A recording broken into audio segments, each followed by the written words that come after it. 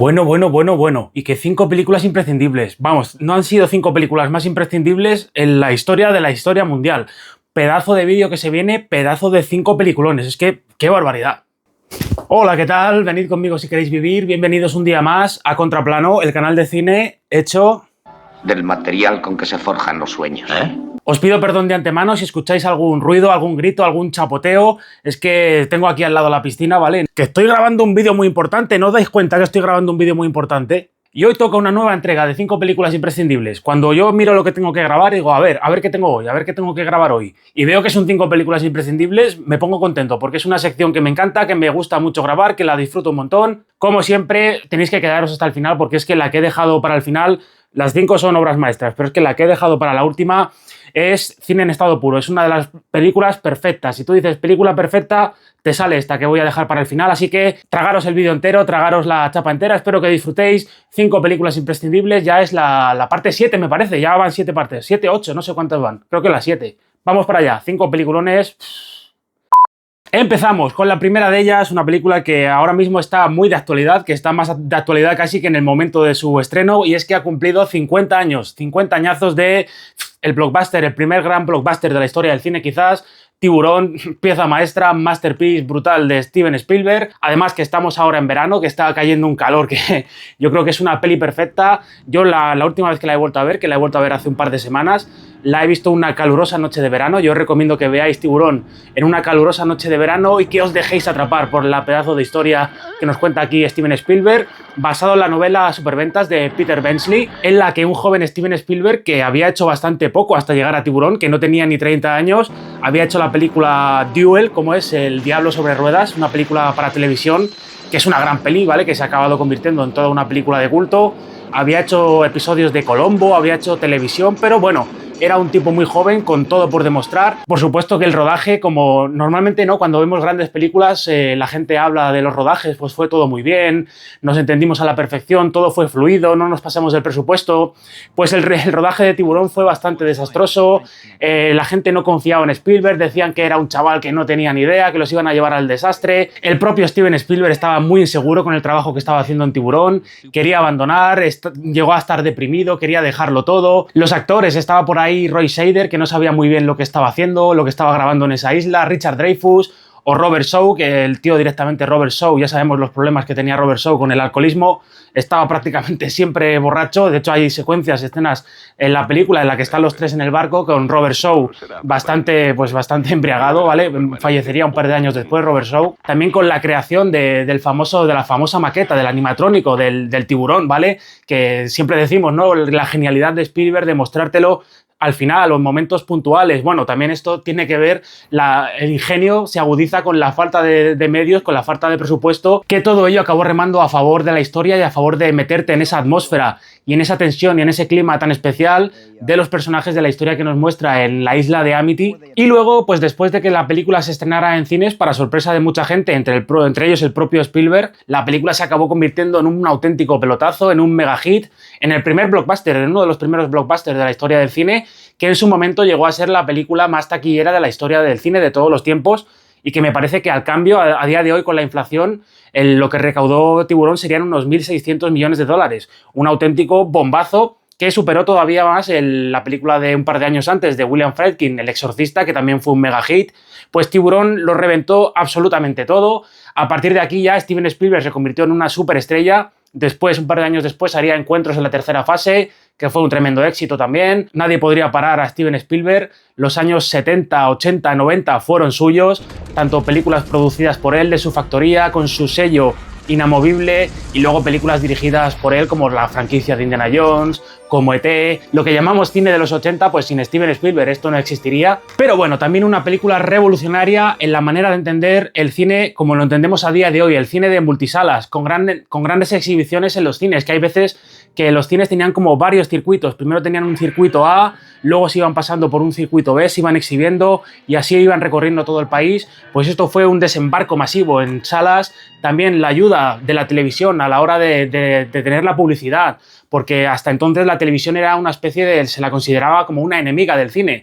Pues aquí no, con grandes campañas publicitarias, todo ello sumó para que Tiburón sea una absoluta película de culto Y qué voy a decir, cómo la rueda Spielberg, cómo la graba, planos para la historia, como ese plano, ¿no?, famoso con ese zoom para atrás de Roy Scheider que han quedado en la retina, ¿no?, que quedan en la retina con esa, o el plano en el que está saliendo el barco en el que nuestros tres protagonistas se deciden ir a capturar al tiburón, que nos lo muestra desde ese esqueleto, de esos dientes de tiburón que tiene el personaje de Robert Shaw en su guarida. Pues por todo esto y mucho más, por lo apasionante que sigue siendo, por lo divertida, por lo entretenida, por lo bien hecha que está, no pasan los años por Tiburón, y que, bueno, por desgracia acabó degenerando en toda esta gran saga de películas de tiburones, que las hay absolutamente de todas y de una calidad ínfima. Tanto la propia saga de Tiburón, que me parece que hicieron 4 entregas, ¿no?, que cada una pues fue bajando más la calidad, y luego todas estas películas apócrifas que trataron de subirse al barco del éxito de Tiburón, como por ejemplo la propia Piraña de Joe Dante, que bueno, que esta es de las mejores, ¿vale?, que se han hecho de Tiburón Exploitation, en este caso de pirañas. Pero bueno, todas estas sagas de Asylum, de Tiburón de 2 cabezas, Tiburón Nazi, Tiburón Momia, Sharknado, Sharknado 2, Sharknado 3, Tiburón de 3 cabezas, que bueno, que son absolutamente delirantes, pero bueno, si os gusta el cine cutre, pues os podéis echar unas risas con los colegas. Sonríe, hijo de puta. Pero bueno, que la importancia y la vigencia de Tiburón 50 años después cambió la historia del cine, cambió la historia de entender el cine de entretenimiento, y fue el primer gran pelotazo de Steven Spielberg, que hasta ahí ya, como ET, subiendo ahí en la bicicleta hasta el cielo, nadie pudo parar al bueno de Steven. Vámonos ahora a Francia, a los años 50, con una de las mejores películas del cine negro, del noir de todos los tiempos, o del polar francés. Estoy hablando, qué pedazo de película, qué maravilla, Rififi, ¿cómo es? De Du Rififi chez les hommes, es algo así el título original, película de Jules Dassin, que a pesar del nombre era un director estadounidense, y que bueno, con Rififi pues fue uno de los primeros grandes éxitos del polar francés, que es el cine negro a la francesa, que mezcla el policíaco con el noir. De ahí sale una especie de mezcla, que es lo que conocemos como el polar francés, que no deja de ser el género negro, el género criminal de bajos fondos, bajo el punto de vista, bajo la estética, la puesta de escena del cine francés. Una película de Jules Dassin, que era un cineasta americano que ya había hecho unas cuantas obras maestras del género negro, policíaco, criminal en Estados Unidos, como por ejemplo La ciudad desnuda, que es una película muy naturalista, protagonizada por Barry Fitzgerald, que bueno, Barry Fitzgerald haciendo de policía, pues bueno, es una cosa muy loca y muy encantadora, que es una película con una voz en off todo el rato que va siguiendo la vida de los policías, cómo investigan un asesinato y cómo se mete dentro de la ciudad, de las gentes. Una película también, ahora que estamos en verano, muy calurosa, era La ciudad desnuda, es una pasada. Hizo Fuerza bruta, también muy chula, con Burt Lancaster. O hizo La noche y la ciudad, protagonizada por Richard Widmark, Jim Terney. Pero bueno, por desgracia, Jules Dassin, cineasta americano a mediados de los años 50, con todo el tema de la caza de brujas en Hollywood, con todo el tema de las listas negras, del macartismo, que buscaba encontrar y cancelar a los cineastas con ideas comunistas, tuvo que verse obligado a dejar el país, tuvo que exiliarse, tuvo que irse a Francia, donde durante unos años tuvo bastante dificultad para trabajar, no encontraba proyectos, el tipo no tenía dinero, realmente lo pasaba muy mal para vivir con su familia, hasta que le acabó llegando la oportunidad de dirigir Rififi. Y las características tanto de la novela de Le Breton como la propia película de Rififi era un lenguaje muy, muy realista, el argot de lo que se hablaba en las calles de París, en los bajos fondos.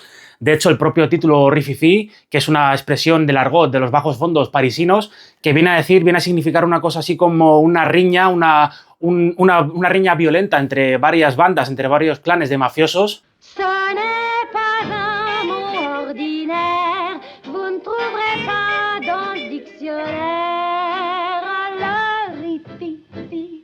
Jean Servet, que en su rostro duro, en su rostro seco, como macilento, como acabado, era un hombre que había tenido en los últimos años bastantes dificultades, bastantes problemas personales, y lo reflejaba en la cara, ¿no? Realmente la cara y la expresión de Jean Servet en la película, que está magnífico, nos muestra el sufrimiento que arrastra el personaje protagonista, Tony Lestefanois, que acaba de salir de la cárcel después de cumplir 5 años y después de no haber delatado a sus compinches. Y rápidamente Jean Servet, Tony Lestefanois, se unirá a sus antiguos compinches, entre ellos un experto en cajas fuertes italiano al que interpreta el propio Jules Dassin en la película, Cesare me parece que se llamaba. Y todos, los 4 que forman el grupo, planearán atracar una gran casa, una gran joyería. El típico robo, lo que convierte también, aparte de una cinta de género negro Rififi, una heist movie, una película de atraco perfecto. Y entre medias, la película tiene una estructura muy marcada, muy, muy reconocible. tenemos la parte central de la película es uno de los mejores atracos, el atraco efectivamente a esta joyería, a esta casa, que dura exactamente 25 minutos de reloj, un atraco perfecto, absolutamente genial, que es una de las mejores secuencias, de las mejores set pieces de la historia del cine y que parte la película en dos mitades. Tenemos la primera mitad que dura exactamente 47 minutos, la segunda mitad que dura otros 47 minutos y en el medio, en el centro, el solomillo de la película es esta espectacular secuencia de robo de 25 minutazos. Y es espectacular no porque Jules Dassin haga aquí unas cosas muy locas con la cámara ni de montaje, es una escena sobria y funciona precisamente por la sobriedad. Se elimina completamente los diálogos. Durante 25 minutos no hay ni un solo diálogo en la película. Los personajes van a hablar por gestos, por signos. También se elimina completamente la música. No hay ningún tipo de música extradiegética en la narración. Y nos va contando con un pulso y con un manejo de la tensión increíble cómo van accediendo al local, cómo van efectuando el robo, todo el rato con el reloj, porque tienen un tiempo límite para efectuar el robo. Dejamos en un par de ocasiones la escena, la secuencia principal de los atracadores, para irnos al exterior con el policía que hace la ronda por la zona, con el tipo que lleva las flores a la floristería que está al lado, que también para mí Rififi, más que un género negro, es una de estas películas del género no puedo apartar los ojos de la pantalla, porque es que te mantiene absolutamente hipnotizado por los personajes marcados, por esos bajos fondos, por la riña, por el Rififi que hay entre los diferentes facciones criminales, por esos códigos y por ese pedazo de secuencia, por ese pedazo de robo de los mejores, de los más apasionantes de la historia del cine.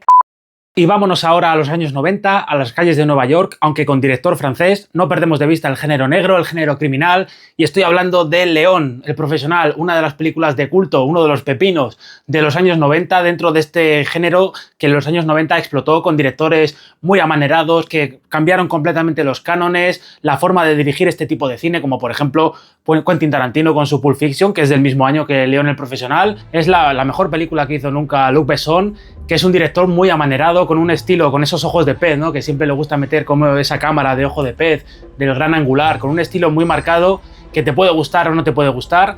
A mí hay películas de Luc Besson que me parecen muy buenas, muy chulas, como por ejemplo León, que ya digo que es mi favorita. Luego tiene El quinto elemento, que es esa space opera loquísima, llena de glam, de chillidos, histriónica.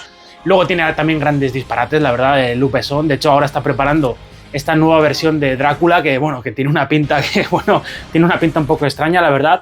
Pero bueno, un director capaz un poco de lo mejor y de lo peor, pero sí que es verdad que es todo un autor, que tiene un estilo muy reconocible, que tiene una forma de entender la narrativa y de contarnos las historias y de dirigir muy particular, y que aquí en León en los 90 lo rompió con un presupuesto muy ajustado, haciendo una película de gángsters, haciendo una película del asesino a sueldo, del mercenario, del Ronin perfecto, que es este León el profesional, interpretado por Jean Reno, pero un papel que el propio Luc Besson escribió pensando en Jean Reno, que en su trabajo es el mejor, en el trabajo de asesinar a sueldo, es un asesino a sueldo implacable, es el mejor en lo suyo, y vemos que León es un personaje muy limitado, ¿no? Con esa vestimenta que tiene, con ese gorrito, los tirantes, duerme en una silla, es muy particular, le vemos comprando sus botellas de leche. Es un personaje que no se relaciona absolutamente con nadie, pero un día acaba trabando relación con el personaje de la niña, la vecina, a la que interpreta Natalie Portman, que tenía escasos 13 años en la película y que está genial, que está brutal. La chica, Matilda, Natalie Portman, que tiene un padre que es traficante de drogas, su madrastra es prostituta, tiene una hermanastra y luego tiene a su hermano. Pues el padre se ve metido en un lío de drogas con el personaje al que interpreta el villano de la función, Stan, Gary Oldman, y que los acaban matando absolutamente a todos, pero el personaje de Matilda, la vecina, logra escapar ocultándose en el piso de León, del profesional, y acabaremos teniendo aquí una historia de amistad entre los dos, de una chica que nunca ha tenido cariño, que su padre la pega, de hecho lo vemos al principio de la película, cómo le da un guantazo, nunca ha tenido cariño, nunca ha tenido amor, salvo el amor de su hermano, que de hecho ella se quiere vengar de los policías corruptos, que luego veremos efectivamente que el personaje de Gary Oldman y sus secuaces son policías de la DEA corruptos. Se quiere vengar de ellos no porque haya matado a su padre, a su madrastra, no, sino porque ha matado a su hermano, que es el único que le tenía cariño, es el único al que quería. Y vemos cómo se va relacionando con este personaje, con este asesino a sueldo, con León, que es un tipo, ya digo, con unas habilidades sociales muy limitadas, totalmente espartano, que no habla con nadie, que no se relaciona con nadie, con una inteligencia bastante particular y que en lo suyo es muy bueno, pero que para el resto de cosas pues no tiene absolutamente ni idea. Y vemos tanto como él le va enseñando, la va adiestrando a ella en el arte del asesinato, como ella también le va enseñando a él. Vemos que es un tipo que es un inmigrante que no sabe leer, ella le va enseñando a él, él le va enseñando a ella y va habiendo una especie de relación de amistad y casi una relación de algo más, porque esto en el guión original estaba que el personaje de León y el personaje de Matilda se acostaban y tenían relaciones, algo que por supuesto los productores, el estudio le dijo, mira, Luc Besson, está muy bien la película, pero evidentemente que esto no lo puedes meter, esto no lo puedes poner. Un aspecto que quizás era algo autobiográfico porque en la vida real también Luc Besson tuvo relaciones con muchachas, con chicas menores de edad, pero bueno, tampoco nos vamos a meter en este asunto, no vamos a juzgar a la persona, vamos a hablar de la película que está muy bien. Y entre medias el personaje, el villano súper histriónico, súper exagerado de Gary Oldman, porque todos los personajes en el mundo bessoniano, todos los personajes en León se comportan, reaccionan de una manera extraña, que en la vida real no tendría cabida, no tendría sentido. La presentación del propio personaje de Gary Oldman, de Stan, escuchando la música, ¿no? Es una de las mejores presentaciones de personaje de la historia. Cómo se mete la pastilla en la boca y empieza a desbarrar, empieza a desvariar. Es un personaje muy peligroso porque es como ciclotínico. De repente lo vemos escuchando su música clásica como muy calmado, como casi catatónico, pero de repente te estalla, te explota, te pega un chillido, te pega una voz y da un montón de miedo. De hecho, sus propios compañeros le tienen miedo. Tráeme a todo el mundo.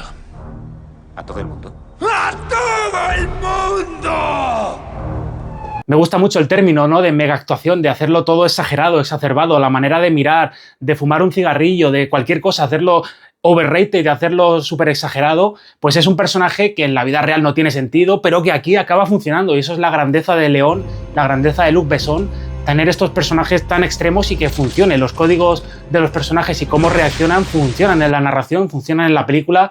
Y la peli, pues por supuesto que tiene grandes escenas de acción, tiene momentos muy míticos, como cuando el propio personaje de Gary Oldman dispara al cristal de la anciana que ha salido a decirles que no hagan tanto ruido. No deja de ser una película de género negro, de género criminal, súper bien rodada, con ese estilo tan particular de Luc Besson. De hecho, la primera secuencia de la película ya es una obra maestra, y cómo te la va contando Luc Besson con esos primerísimos planos que no vemos en ningún momento la cara de los personajes de Danny Aiello y de Jean Reno, que vemos los ojos, vemos las gafas de León, cómo se refleja en sus gafas la imagen, algo que también un plano mítico que hizo Martin Scorsese en Casino, pero la película de León es de un año antes, así que a lo mejor el bueno de Martin Scorsese se basó en este momento, y la primera secuencia de cómo le encargan el asesinato a Jean Reno y cómo se va cargando absolutamente a todo el mundo y cómo surge desde las sombras para agarrar al tipo y para tenerlo ahí amenazado, es absolutamente genial. Y ya con este pedazo de secuencia estás dentro y la película va a más. La relación de amistad es muy chula, el villano asqueroso, bueno, asqueroso porque lo hace muy bien realmente Gary Oldman. Yo creo que todo funciona, que es una de las grandes pelis del género policíaco, de acción, una de las grandes pelis de los 90. Vámonos ahora a los años 80 con una de las grandes películas alemanas que quizás junto con La vida de los otros, que también tenéis en esta sección, mi película alemana favorita. Estoy hablando de París, Texas, de Wim Wenders, gran director Wim Wenders, que por ejemplo hace un año nos hizo para mí una obra maestra que es Perfect Days, con ese estilo cotidiano. Pues bueno, París, Texas, yo creo que unánimemente considerada como la mejor película de Wim Wenders. Una película importantísima, Palma de Oro, de estas películas absolutamente míticas de cine de autor en el que todo funciona, todos los elementos están perfectamente cohesionados, el guión, los actores, la dirección de Wim Wenders. Y aquí tenemos, pues, según el propio Nick Cave, que Nick Cave, si de algo sabe, es de seres humanos, de la humanidad, de cómo nos relacionamos y cómo sentimos los seres humanos. Nick Cave la describe como la obra maestra definitiva de la humanidad rota. Y es que la película empieza con este personaje andando por el desierto americano, por Texas, el personaje al que interpreta Harry Dean Stanton, el protagonista, que es un tipo que va solo, lo vemos ahí con su traje, con su gorra, va perdido por el desierto y ha perdido la capacidad, no habla. Personas que de repente por algún fuerte shock, por un trauma o por lo que sea, pierden la capacidad de hablar, pierden la capacidad de comunicarse, y sabemos que el personaje al que interpreta Harry Dean Stanton dejó su casa, dejó su familia hace unos años y que no volvieron a tener absolutamente ninguna noticia de él. Dejó a su hijo también a cargo del personaje de Dean Stockwell, de su hermano, y se reencontrarán estos dos hermanos, el Dean Stockwell, que es un tipo de familia que vive en Los Ángeles, una familia también, algo que nos retrata la película, la familia de clase media, una familia típica americana que no son ricos, que no son millonarios, pero que bueno, que les va bien, que tienen una casa bonita, que tienen una familia, la típica clase media americana. Se reencontrarán estos dos hermanos en el desierto americano y poco a poco y de manera muy sutil iremos viendo la historia que tenía por detrás el personaje de Harry Dean Stanton. Soy tu hermano. Puedes hablar conmigo. Y cómo estaba también con una mujer, con una chica mucho más joven, a la que interpreta Natasha Kinski, que le sacaba a Harry Dean Stanton, sacaba a Natasha Kinski 30 y tantos años, una barbaridad. Y en algún momento algo pasó entre los dos, ella se marchó, lo que acabó ocasionando que el personaje de Harry Dean Stanton se rompiera, se quebrara por dentro, que lo dejara todo, dejara a su hijo, dejara a su hermano y se marchara por allí. Y es una producción que el propio Wim Wenders cuenta que fue completamente plácida, que tuvieron libertad absoluta para hacer lo que les diera la gana, casi de manera independiente, que él quiso trasladar un cineasta alemán que ya había hecho cosas en Estados Unidos sin demasiado éxito, la quiso trasladar al desierto americano como homenaje a John Ford, a uno de los padres del cine americano, uno de los padres del cine, en la que cuenta también el propio cineasta cómo fue clave su experiencia previa de unos años antes dirigiendo teatro para hacerse cargo de esta producción, para dirigir a los actores, para darle el papel protagonista a Harry Dean Stanton, un gran actor, un actor encantador que siempre había sido y siempre fue un actor secundario, incluso característico, con papeles pequeños, que el propio David Lynch, que colaboró mucho con Harry Dean Stanton y forjó una hermosa amistad con él, nos cuenta que era una persona maravillosa y que era capaz de hacerte llorar cuando le escuchabas tocar la guitarra y cantar, y que aquí dicen que estaba también, Wim Wenders dice que está también Harry Dean Stanton porque hace el papel de su vida y porque interpreta su propia vida, con un guión escrito por Sam Shepard, que era uno de los grandes escritores americanos de la segunda mitad del siglo XX, pero que sobre todo había hecho teatro, había hecho dramaturgia y había hecho poesía. Y este era su primer guión original.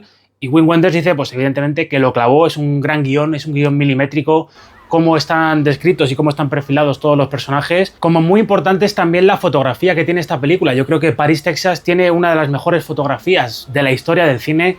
Lo que hace aquí Robbie Mueller es absolutamente increíble, tanto cómo te fotografía esos grandes parajes, ese desierto americano, esa inmensidad, ese calor, con luego todos esos momentos, esos tonos azules, rojos, pero sobre todo los azules. Paris, Texas tiene los mejores colores azules de la historia del cine, o sea, es una cosa como que te embruja, ¿no? que te hechiza ver esos colores. Por ejemplo, las secuencias en las que van teniendo ese cara a cara, esa especie de vis a vis, el personaje de Harry Dean Stanton y Natasha Kinski, cómo está contado, cómo está encuadrado por Wim Wenders.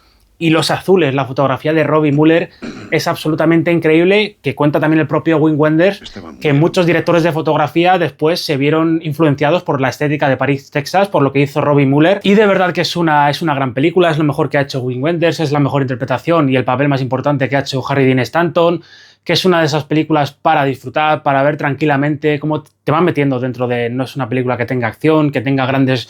pero cómo te va metiendo dentro de la historia, cómo te va haciendo esta radiografía de esta familia americana, cómo te va contando cómo era la sociedad en esta época. Una película en la que todo es perfecto, en la que todo funciona a las mil maravillas y que, bueno, que yo creo que una vez que ves Paris, Texas, cuando acabas, no eres la misma persona. París. ¿París? ¿Tú has ido a París?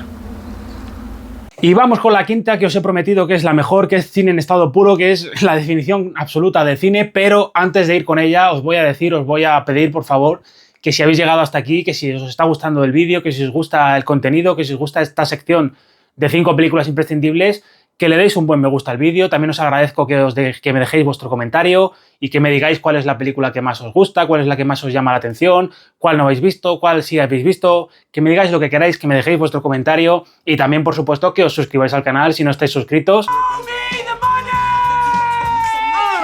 Y ya hecha la promoción, vamos a hablar de la quinta película, Alfred Hitchcock, madre mía, ahí es nada, con quizás posiblemente su película más perfecta, con para mí su mejor película, no lo sé, La ventana indiscreta, Rear Window de 1954, qué pasada, cine en estado puro, una película, bueno, protagonizada por James Stewart, que hacía su segunda colaboración con el personaje de Alfred Hitchcock, que ya había experimentado un cambio en los personajes que interpretaba James Stewart, un poco más ambiguos, un poco más obsesivos. También con Grace Kelly, coprotagonizada por Grace Kelly, con una de las mejores presentaciones también de personaje femenino de la historia, con esa especie de ensoñación en la que aparece el personaje de Grace Kelly besando a James Stewart. Y bueno, que una historia que es muy conocida, ¿vale? Tenemos al personaje de James Stewart, Jeffries, que es un periodista, que es un fotógrafo, lo vemos postrado en una silla de ruedas con una pierna rota, y aquí ya Hitchcock hace una presentación de personaje que es absolutamente maestra y que cualquier cineasta, cualquiera que quiera narrar con imágenes debería estudiarse, y es que sin ningún tipo de diálogo Hitchcock defendía que si podías contar las cosas con imágenes, poner diálogos era innecesario. Nos va contando a través de su cámara, sin ningún corte, se va moviendo por el apartamento del personaje y vemos que tiene una pierna rota, vemos una cámara rota también en una mesa, con lo cual pues ya vemos que es un fotógrafo. Vemos una foto de un coche de carreras, también vemos que ha podido tener un accidente haciendo una foto a un coche de carreras y vemos una serie de revistas, con lo cual pues deducimos que es un periodista, que es un fotógrafo, y todo esto nos lo cuenta Hitchcock sin un solo corte y sin necesidad de hacer ni un solo diálogo. Era el maestro del suspense, pero también era el maestro de la narrativa, de la narración. Se empieza a obsesionar el personaje de James Stewart con mirar por la ventana a sus vecinos, donde ya Hitchcock nos construye un escenario completamente tridimensional en los estudios de Paramount, que tuvieron que coger los estudios de Paramount y quitar la planta del suelo para hacer como una especie de patio de vecinos, donde se iba moviendo la cámara de Hitchcock y donde íbamos teniendo los diferentes vecinos. La chica que es bailarina, el pianista, que por cierto, en la escena del pianista hace su cameo a Alfred Hitchcock, dándole cuerda a un reloj. La mujer solitaria, Miss Corazón Solitario, un personaje bastante trágico. La pareja con el perrito. O por supuesto, el personaje del vecino que da pistoletazo de salida a la intriga, a la trama, Lars Thorwald, al que James Stewart sospecha que ha podido asesinar a su mujer. Y poco a poco, mirando por la ventana con su cámara, haciendo de voyeur, irá investigando el caso, irá metiéndose dentro de la vida de este personaje y de todos los personajes, de todos sus vecinos. Y aquí Alfred Hitchcock, que es una de sus grandes virtudes que siempre hizo con su cine, la virtud de hacernos partícipes, ¿no? En este caso de cómo James Stewart va vigilando a sus vecinos, porque Hitchcock nos pone un plano de James Stewart mirando, nos pone al vecino al que está mirando y luego nos pone la reacción de James Stewart. Nos hace culpables, nos hace partícipes de este acto de observar a la gente cuando no saben que lo están observando, con este acto de obsesión, de voyeurismo. Y eso es una constante en el cine de Hitchcock, el hacernos partícipes de la intriga, del misterio, del crimen, ya sea, por ejemplo, la mítica escena de la ducha, del asesinato de Psicosis, y cómo irá metiendo también poco a poco en la trama al personaje de Grace Kelly, los hará partícipes al de Thelma Ritter, o al personaje del policía, que es un amigo de Jeffries, al que interpreta Wendell Corey. También Hitchcock tiene la genialidad a veces de contarnos cosas, de hacernos ir por delante del personaje de Jeffries, cosas que ocurren en la ventana cuando él está dormido y nos enteramos de cosas que él todavía no ha sabido, la habilidad que tenía Hitchcock para manejar el suspense, para manejar el ritmo, todo funciona a las mil maravillas. El suspense es agobiante y es una película tan bien hecha, con un ritmo tan bueno, que realmente te metes dentro de ella y te metes dentro de la intriga y tú eres uno más, lo que decía, de hacerte partícipe. Uno de los buques insignia de Alfred Hitchcock. Yo siempre digo que mi película favorita de Alfred Hitchcock es la última que haya visto, pero quizás, no lo sé, quizás que mi favorita, si tuviera que elegir una, podría decir que es La ventana indiscreta, por lo perversa que es, por lo bien orquestada que está en todo momento por el maestro del suspense,